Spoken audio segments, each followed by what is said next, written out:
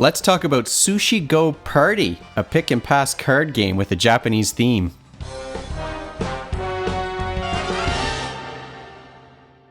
Welcome to Brains on Games. I'm Dr. Brian McDonald. In this episode, we're going to talk about an older game. Why are we talking about Sushi Go, which is a game that came out like 10 years ago? Well, the reason is I've got about a dozen games that are on order and none of them have arrived, so I haven't had to learn a new game this week. Instead, I got to play an old favorite, Sushi Go. But we're going to talk about, well, both Sushi Go and Sushi Go Party. Let me hold up this box here, this metal box, so it might be a bit reflective with the lights. But Sushi Go Party is a game for between 2 and 8 players. Now, the regular Sushi Go, which I have right here, is for 2 to 5 players. But you can play more players with the party game. Sorry, that's rattling around. 2 to 5 players. Kids age 8 and up can play this one. And games last about only 15 to 20 minutes. Let's take a deeper look at Sushi Go. Sushi Go and Sushi Go Party are both light games. What you're doing in these games is you've got a hand of cards, you're choosing one that you want to keep, and then you're passing your entire hand on to the player to the left of you. So this is what pick and pass means when it comes to card games. You don't get to keep that whole hand, but you're going to get a new hand each time the players play a card. You're trying to be the player who has the best meal that's going to earn them the most points after 3 rounds. And we'll talk about how that scoring looks as we go. Sushi Go, the original game, is in a little tin, and I've seen this game all over the place. One of the things that I will say about our copy of the game, it's so old and well worn and well used that it's a bit dinged up on the top, and we need an elastic to hold the box closed. It doesn't stay closed very well. So, but the Sushi Go Party version is less well loved, maybe. Well, I wouldn't say it's less loved, but it's certainly less well used. And this box does stay closed. I'm going to show you what's inside here in just a moment. The original Sushi Go box is just a couple of stacks of cards. And what you're going to do in the game is you start by shuffling everything up. You add a certain number of desserts to the deck for each round of the game. Desserts are very special in Sushi Go. In the original game, the player with the most desserts is going to get 6 extra points, but the player with the least is going to lose 6 points. So you have to keep an eye on those desserts. And a few desserts get added to the deck each round, but it's fewer and fewer each round as well. So this is a gorgeous game with cute artwork of the Japanese food, and there's lots of different kinds of food here in the main Sushi Go, the original Sushi Go game. You've got sashimi and maki rolls and nigiri. There's wasabi, which is extra special. If you play a wasabi card, the next nigiri that gets played on top of it is going to be worth triple the points. So it's a bit of a point salad. You've got this hand of cards. You can only choose one. If you're lucky enough to get chopsticks, that's pretty good because then you get to swap that card for 2 instead of 1. So there are fun little strategies that you can play in the game as you play those cards. So you're going to have a hand of cards. The number of cards in your hand depends on the number of players. You're going to choose one of those, place it face down in front of you. Everybody does that simultaneously. Everyone reveals their cards simultaneously. Then you pass your cards on to the next player, and it just goes around the circle like that. This is why it's such a quick game. You might get a little bit of analysis paralysis maybe, but not too much. This is a light fun game with a bit of strategy and some fun decisions about which food you want to keep. And of course, you want to keep all of these things because who doesn't like the artwork on these Japanese items of food? And I do like that wasabi, and in real life, I like wasabi as well. Now, what does Sushi Go Party add to the equation? What's in that great big box? Well, you've got a great organizer that keeps everything separate, first of all. So in Sushi Go Party, before you start the game, you're going to choose which menu items are going to be in the deck. And the board makes it easy because you've also got these little cards that are reminders of what each menu item will do. So you still start with nigiri, just like you did every single game. You're going to have nigiri in the deck, and you just pull those out of the organizer. You might add maki. You can see that there are going to be 2 special cards, 3 appetizers, and another kind of role that can go in the game, and they all score different points. These little reminder cards are fantastic. They're color-coded so you know where they're supposed to go. You can sort out the reminders and you put those into the board so that everyone knows what cards are in the deck and how they score. It makes it so easy. I have played other games like this where you've got a simple version and then some extra additional cards come into play and you're choosing only certain ones to use in the deck, but then you have to have everything memorized. You have to know what all the new cards do and be able to teach the other players what the new cards do.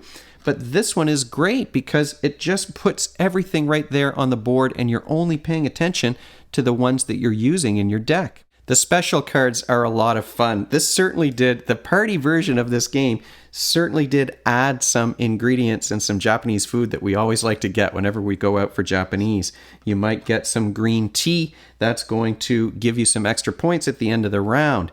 There are spoons that allow you to pick up cards. There's a menu card that allows you to draw 4 cards from the deck and pick one that you want to keep.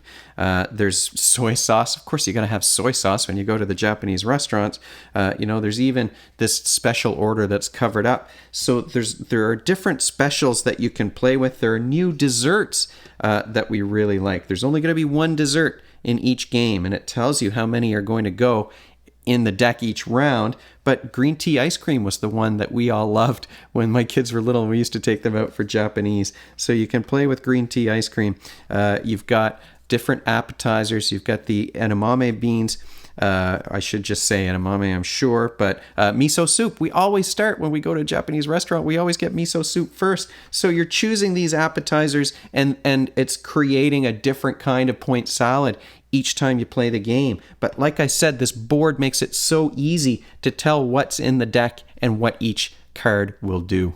What skills are you working on when you play a game like Sushi Go or Sushi Go Party?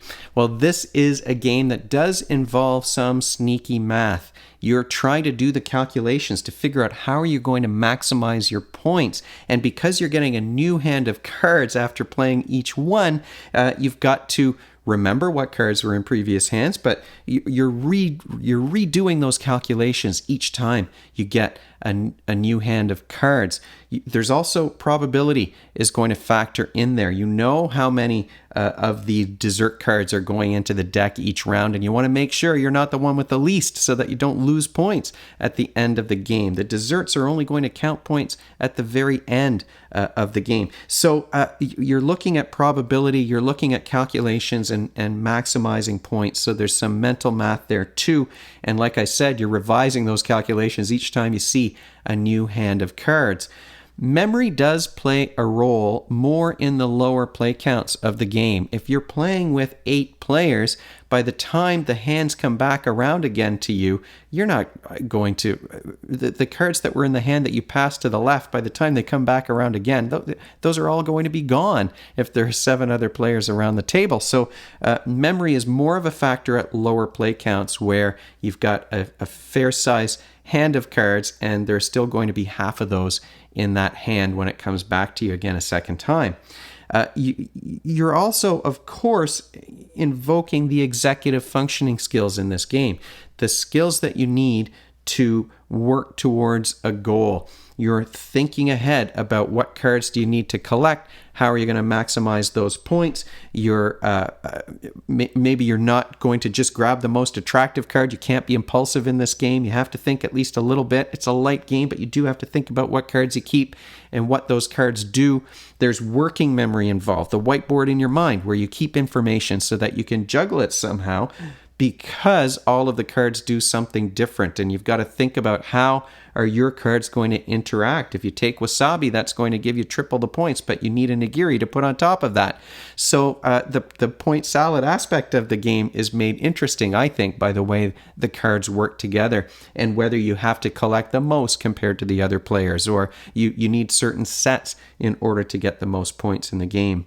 Final thoughts about Sushi Go and Sushi Go Party. Sushi Go is a game that I played with my kids when they were little. We love the theme.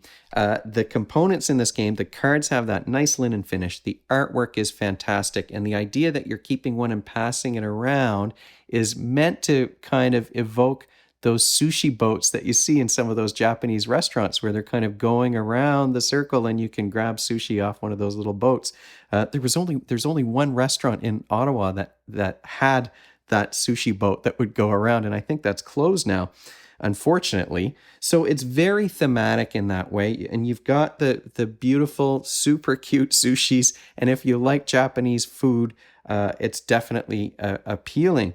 Like I said earlier, I'm always, maybe not always, but I'm often concerned when a game like this adds a bunch of new options and you're choosing which options you're going to put in the deck, because then you have to know all the rules. You have to know what all of the cards do.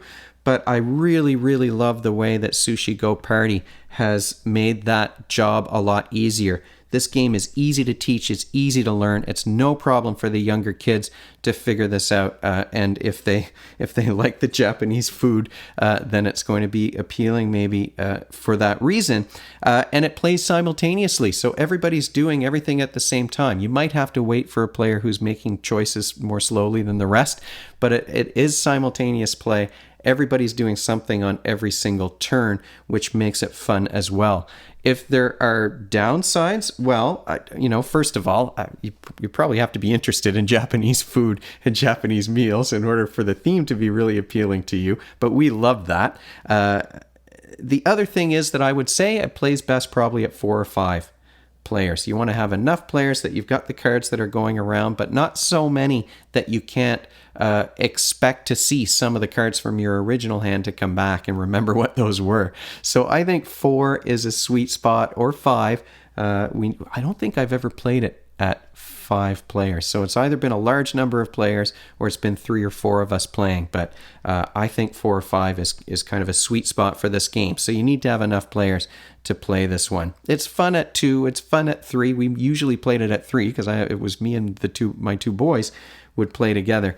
But let me just say that Sushi Go is fantastic. If you like these kinds of pick and pass card games, this one was our favorite, just because of the theme and the art, because of the quality of the components. And then when the party version came out, like I said, I was a little hesitant, but this board is fantastic, and those big cardboard cards that you slot into that dual layered board, fantastic at helping you to keep everything straight.